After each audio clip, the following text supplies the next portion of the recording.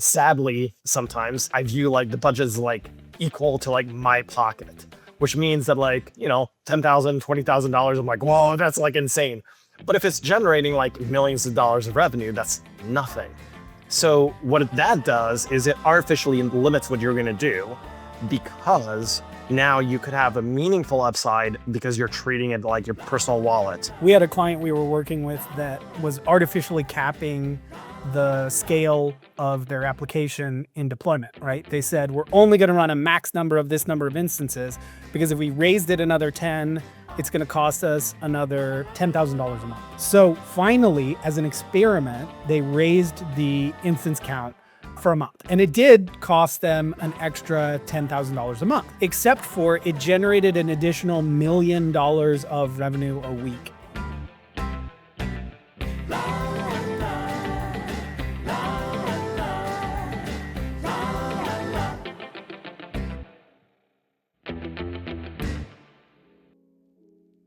Welcome to Pelotalk, an engineering podcast by Pelotech. Today we discuss why so many CFO, VP of engineering relationships are broken, the blind spots on both sides, tactical advice on how to rebuild and bridge the communication between them, and how the sharpest teams do this well. Let's jump in. At a 10,000 foot level, I would say one of the primary concerns that you have to deal with running an engineering org or running finance for an engineering org is productivity, right? And this is something we've seen manifest all over the place in the era of AI, is everyone's talking a big boom about how AI is 10xing productivity, 100xing productivity. But like, what does that even mean? We don't really have good measures of productivity. We don't have good measures of the value of a lot of work. And so it's very easy to do a lot of work that looks effortful, but generates no value. And conversely, it's actually pretty easy to do work that looks like nothing and generates a lot of value. And I would say that challenge is central to this whole space. It comes up with us when we have conversations with potential clients, because they want to negotiate what value they're getting from us, right? And we have to measure that value in some sort of metric, which we often measure on effort or time or what is the opportunity cost to us to take this work versus some other work. But, ideally they'd want to know, how is this going to impact my business? If I hire you guys, is it going to deliver X value to my business, right? If you can 10X my revenue, then I'm a lot more open to paying you more money than if all you're going to do is optimize away 10% of my current spend, right? And you see this in the internal engineering and finance debate quite often as well. I think one of the big challenges we've seen with organizations that struggle with a lot of this stuff is they try to treat their internal engineering team as an agency or as a professional services firm, as a workforce augmentation team. And they try to operate on this, we're going to set a contract with you, right? Like, you're going to come request funding through some capitalization process. We're going to write our internal contract for funding, and then we're going to fund this initiative to this amount, and we need this return on it to justify that spend.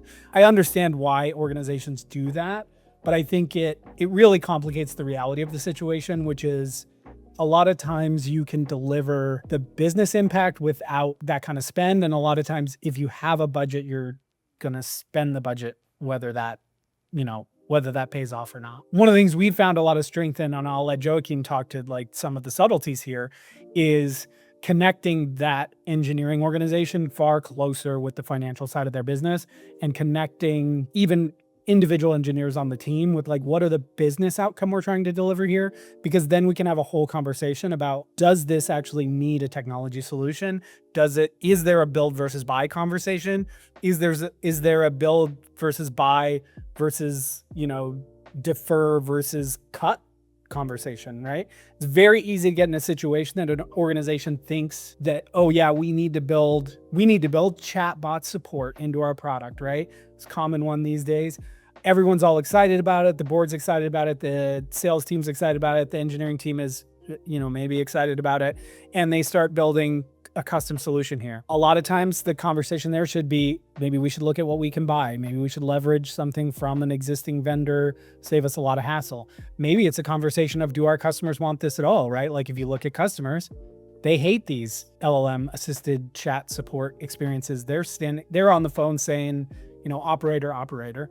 Could we figure out whether that applies to our customers by paying for a solution now and then replacing a solution with an in-house engineered one if we see some ROI there, right? Those are the kind of conversations that require a deeper relationship between engineering, finance, business strategy, product, and trade-offs between those. Like, what is our actual goal here? And then how might we take a step in one direction that might not even be the direction we ultimately want to go, to learn what we need to learn to decide whether this is the right direction, right? Yeah. One of the things that to me also resonates a whole lot in that space is like, just how do you lower the cost of your bets and be able to like do smaller experimentation in general around that space. Now, one thing also that you see is like, and I think that probably anyone in software engineering is whatever is done is like temporary becomes permanent. So there's a little bit of like, a lot of times you're like, well, let's not do the temporary solution because then it becomes permanent. So there is an aspect of having that diligence of being able to negotiate, saying, hey, we're going to do the low cost learning effort. And that's a phase in it, not the end and not the totality of it. So that you can start being able to say, hey, we're going to try either purchasing something, we know that we're eventually going to replace it with an in-house solution, but that there is kind of like a plan of saying, hey, we're doing this up front and then continue on. And then the plan is going to replace it, or maybe just get rid of it because it didn't work. And I think that's maybe even the better key. And that's something that I think sometimes, especially on the finance side and everything, you don't want to just, and people in general, you don't want to waste money. You don't want to be like, oh, we did this and we're going to delete it and not go down that route. And I guess the argument I would have is keeping that around just for the sake of like the sunk cost that you have in it is actually worse than getting rid of it. And the lower you reduce the initial investment into it. And one of the models I think that Kav talks about a lot is like being able to set budgets of things in this context as being like the budget of how much time you spend into it to be able to learn, not like the total budget allocated. So instead of saying, hey, we're going to, you must get XYZ done in like 6 months, and whatever it is, you just say, hey, how much can you get done with certain amount of budget? And that becomes a little bit more of the narrative of saying, hey, we have this amount of budget to experiment, learn, and continue on. Now to be able to do the next phase of the project, this is how much you're willing to spend on it. And I think it starts also driving the conversation with engineering and product. And especially depending on the culture of the organization, it starts also focusing on making people understand that there's a cost to this. And I think that there's two places that people land, at least that I've seen. And I'll say I tend to be, sadly, sometimes, and I view like the budget as like equal to like my pocket, which means that like, $10,000, $20,000, I'm like, whoa, that's like insane. But if it's generating like millions of dollars of revenue, that's nothing. So what that does is it artificially limits what you're going to do, because now you could have a meaningful upside because you're treating it like your personal, your personal wallet. It's good on the sense of saying, hey, we want to optimize and we want to be conscientious of the cost of the business and everything like that. But it's bad because it limits what you can accomplish. To concretely tell a story tied to that, we had a client we were working with that was artificially capping the scale of their application in deployment, right? They said, we're only going to run a max number of this number of instances, because if we raised it another 10, it's going to cost us another $10,000 a month. And they were like, look, we don't want to spend that $10,000 a month. And man, were they browbeating the team that owned that component to performance optimize it. They're like, it's inefficient. You guys could make it better. You don't need this many instances, performance optimize. And the engineering team just pushed back and said, just raise the instance counts, raise the instance counts, raise the instance counts. And this was a key component in like their checkout, their product search, a huge amount of the product. So finally, as an experiment, they raised the instance count for a month. And it did cost them an extra $10,000 a month. So, you'd think the cost optimizing side of the equation, oh, good, they won. Except for it generated an additional $1 million of revenue a week, right? These guys were a $2 billion a year global e-commerce company. $10,000 a month was nothing. $1 million a week, this is just, those numbers don't pencil, right? So that's like one side. Then the other side is like folks, and I see this a ton, especially from people that come from the government side. If folks have worked in large enterprises their entire career, or in government or defense, or things that are like massive, that are kind of notorious for having just basically printing money. That other side is basically, it's so disconnected from the cost that it has to the business that you're like, we can just go on this for just like it is in my pockets. It's like, it's monopoly money. So you have my personal wallet perspective, and then you have monopoly perspective, like approach. And I don't think either of them is particularly useful, but the more you can have the concept of like training, especially like being able to have a better connection between the finance group, the delivery teams, and business in general, and the better you can have understanding of the consequences that decisions have to the delivery teams, then there's a better holistic picture of saying, hey, here's the trade-offs that we can make, because the goal ultimately is a combination of all three together. And you don't ever want, it's not reasonable to say, hey, engineering, you need to think about all these things all the time. Because now you're having like kind of three forces that are at odds with each other. And so as an individual, having three forces at odds with you having to make that choice is actually not a great place to be. I've tried to do it. My brain just, goes into one land.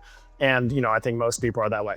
Yeah, you can't split your brain in three, but being aware of those three allows you to be able to have those conversations and allows you to be able to make decisions at a lower level of like what's probably a good enough range, while allowing each people to be accountable for their own perspectives. So you can have finance group that's really, trying to track cost and profitability and all the things that are in there. You can have business that's focused more on desirability and ensuring that there's a lot of like the right things, that need to be created, and having the right insights from customer discovery, and then engineering this more in the feasibility and can it be done, and how it, like, what can actually be accomplished.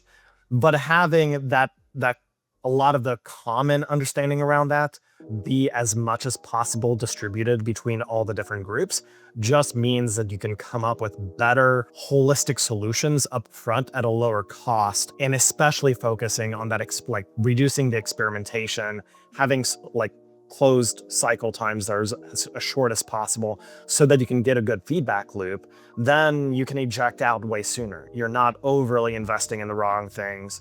You're not over engaging into a thing that doesn't actually add a lot of value. You're not micro optimizing on cost that then, forces you to miss out on millions of dollars. It just starts finding like a nice intuitive balance between the two, but it does require those conversations between the groups and that understanding of it. Just because all of them being entirely siloed just causes all these kind of problems. And I think a key thing there is like, it's to some extent we're saying like meet in the middle, but to some extent we're also saying it's not really meeting in the middle. It's understanding the true complexity of what you're doing across these multi-functions, like if you look at the classical accounting perspective for how to measure software projects and software project performance and all these things, a lot of it falls back on like manufacturing and factory building and the whole capitalization process. You're capitalizing an asset that then you're gonna generate ROI on that asset over years to come, and then you're gonna calculate bug fixes or operational costs as if they were like janitors or electricians or plumbers coming in and keeping your factory working. And some of that conceptual model, like, yeah, you can kind of do that and it kind of works. And some of that you absolutely cannot. And the metaphor breaks down and leads to pathological misunderstandings or pathological misallocation of capital that really screws your business. So you need to, as a finance professional who's working in a software company, you need to understand what makes software unique. But conversely, as a software developer working in a business, you need to invest some of your time and energy into understanding the business that you're in, how the business that you're in operates, what COGS look like, what customer acquisition costs looks like, what lifetime value of your customers is. Because if you understand those things, you can make a lot more intelligent recommendations to the organization around the time we spend on things, right? Like if the lifetime value of your customer is in the millions of dollars, then suddenly spending a whole bunch of extra time developing a feature for one customer that's going to really lock that customer in and, they're going to be very happy makes a lot more sense than if you're a consumer focused company that, lifetime value of a customer is $20, right? So how the business of your company thinks about business and making money is really important to understand as a software developer. Now, one of the huge benefits software developers have here is that we study systems, we think in systems, we build systems, we look at the edge cases of systems, right? Like that's all we're doing all the time.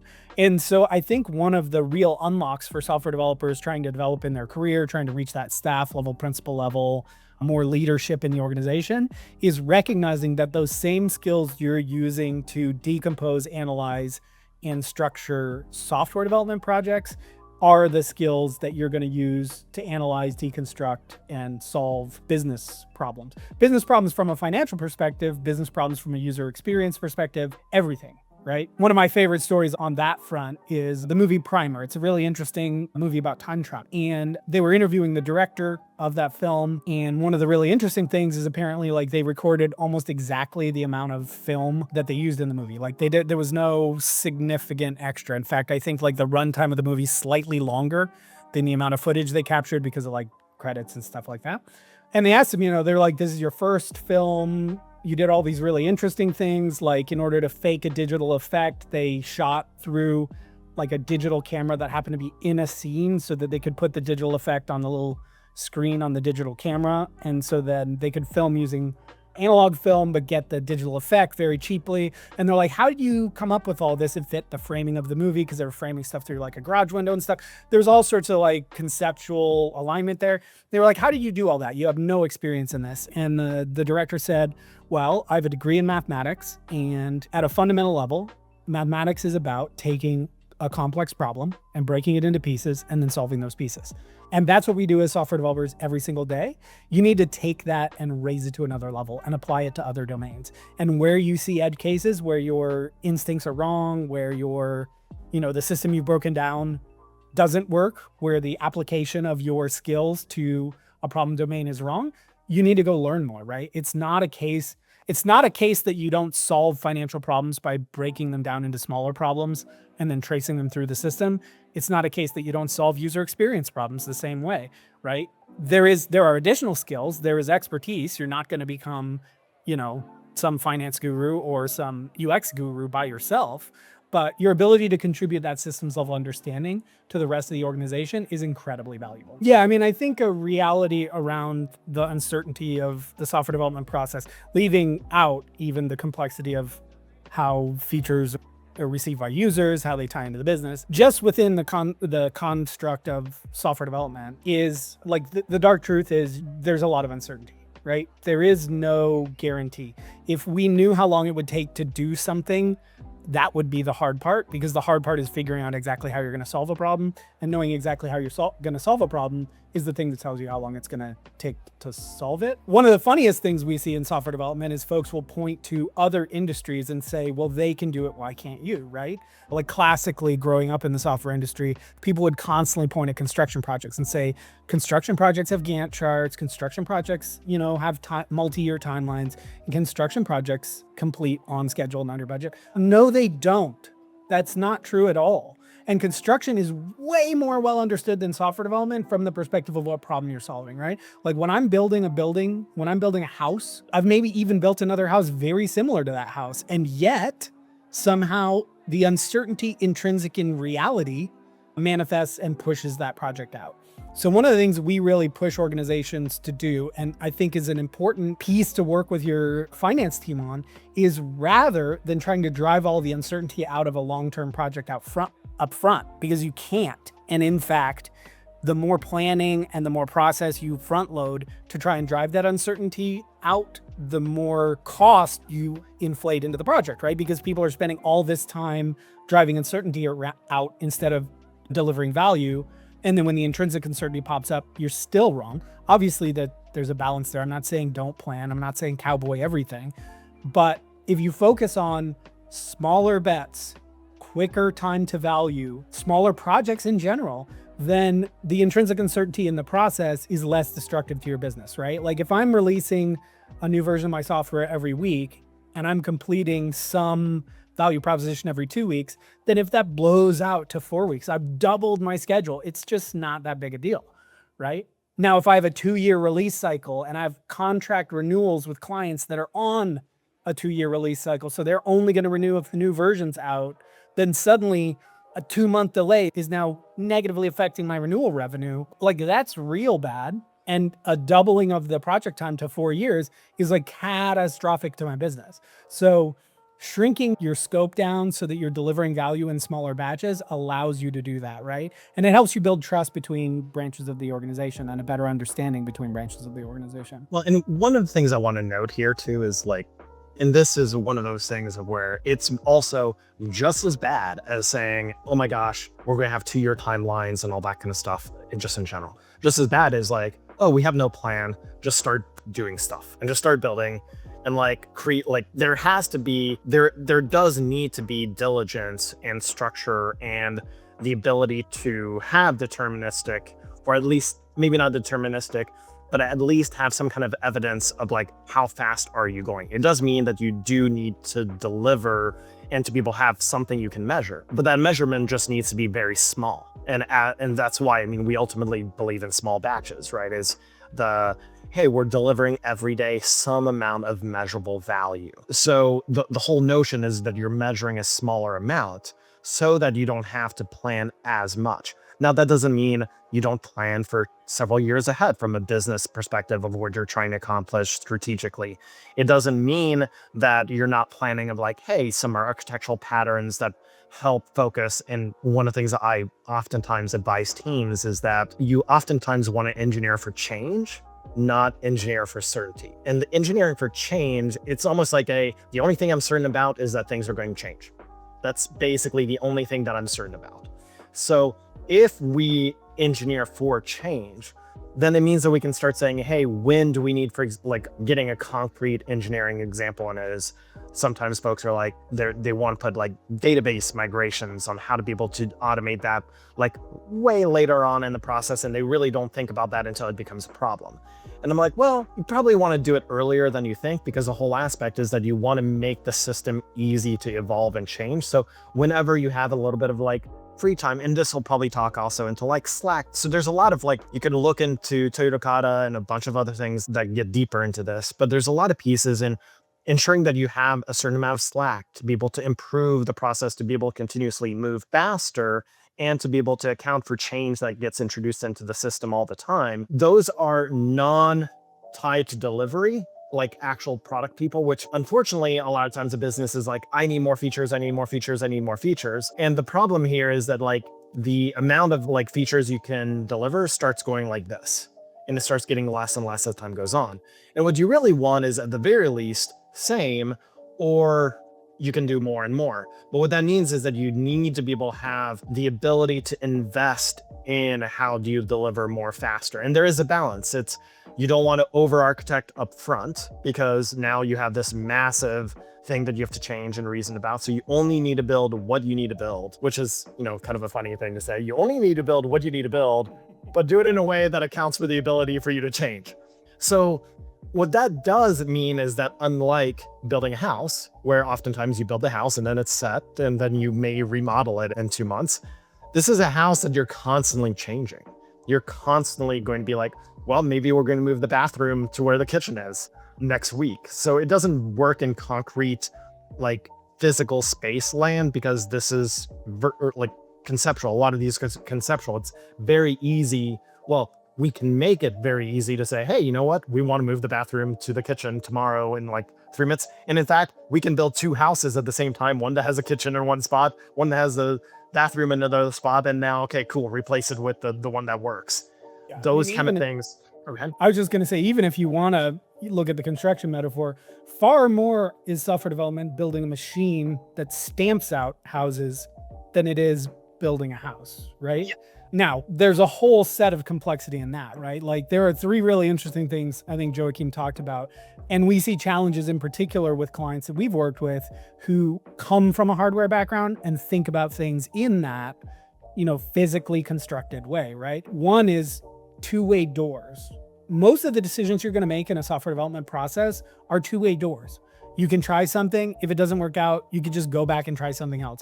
There's no cost to that. You haven't painted yourself into a corner. There isn't only one option. A decision you make today, you can remake tomorrow. There are a few decisions in technology, of course, that are difficult to change, but even oftentimes things that people say are one-way doors, you'll find if it delivers an ROI for your business, you'll change it. So understanding that most of these decisions are two-way doors. So don't sweat it. Just take action. And if it turns out that was the wrong action, redo it. We've seen teams spend way more time than it would cost them to implement both options, discussing which of two options they want to pursue. And that's just silly, right? So there's that. There's technical debt and flexibility and your ability to deliver features, right? It's very easy in a feature factory driven organization or going back to that, finance is treating internal teams like their agencies and trying to tighten the screws on all their estimates. It's very easy to build up a massive amount of technical debt that just bites you in the foot on and on. Your ability to deliver value just decreases and decreases, and your credibility decreases and decreases, and trust is gone. And anything that you were trying to build in terms of a relationship here has become purely negotiated, and nobody thinks anybody's competent in this situation, right? So I think that's another key there. Yeah, I think there are a lot of patterns that work really well. I think the biggest one, though, goes back to the thing Joachim was talking about earlier, which is understanding that your software initiatives, for you to really succeed, some of these are going to be bets rather than sure things. So how do you work together to validate the bet at the lowest possible cost? And how do you reduce the risk or drive uncertainty out of the business of what you're doing, not out of the delivery timeline of the software? Because driving uncertainty out of the business value is way more valuable to all teams than driving the uncertainty around a delivery timeline. If it takes an extra month to deliver a feature, that's way less important than if that feature is going to deliver new revenue or not, right? So building toward that kind of a trusted relationship, I think, is really key.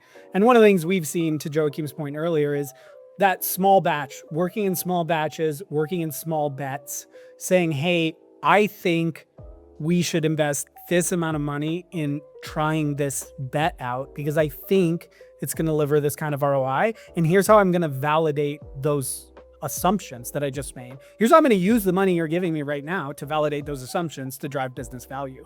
You see it in a lot of what Steve Blank talks about in starting a company, is that a startup is an experimentation engine that's trying to find a scalable business model, and that then you become a scale up and you're doing a whole different thing. And that the value of the assets you're producing as a startup are learnings about the business rather than the actual product. And I think learning to think about the early phase of technology investments inside of your larger business, that is also true. And I think that really helps build trust in that relationship, because because the finance folks are way happier when you know the business value that something's going to deliver, when you know the ROI impacts to revenue, impacts to cost, that kind of stuff that something's going to deliver, than when you know the timeline, right? So climbing out of that, how much is this going to cost conversation, to what's this going to deliver from a value perspective. And from our experience and what we've seen be successful in organizations, a lot of that is about taking small steps, building trust, being transparent, and owning your mistakes when you do make mistakes. The reality is, sometimes you pursue a technical direction that isn't going to work, and you need to call it as soon as possible, right? Don't get sucked into that sunk cost fallacy Joachim was talking about. It's very easy to destroy trust by building features by spending a lot of money building features that don't. Oh man, I would say, okay, wait, you have to ask me again. My brain just totally spaced. I think that the best teams that I've seen at that level are just have really a good understanding of each other's worlds, and that there's also empathy, or at least sympathy, in each other's just relative realms of it. So being able to have where it's the best groups are ones where you basically get the same answer, but from a different window. So if you were to ask like, hey, what's the value here? Like in one, you'll get the same like concrete implementation, maybe from like the technology side, but that backs all of the financial goals and everything that are there. And if you were to ask on the financial side, it would be very much the, oh, you should invest to have these kind of outcomes. So when the messaging is basically in line and the values of what the company strategically is trying to do, and that those are in line, but you're just getting basically a different, just you're looking the same thing, but just from a different perspective, then those groups tend to do really well. The ones that don't do as well are usually the ones where it seems like they have different goals ultimately. And because those are the different goals, the language, the communication tends to be more of like, ooh, how do I get my own initiative in spite of like X or in spite of Y? And those are the two things I would say, ooh, here's like the ones that work really well, and here's the ones where you tend to have, something that doesn't work quite as well. Yeah, a funny example of the kind of pattern we see in that high trust, different windows relationship between finance and engineering teams is if you ask the finance team of their take on the engineering team, they're like, it's great to work with them.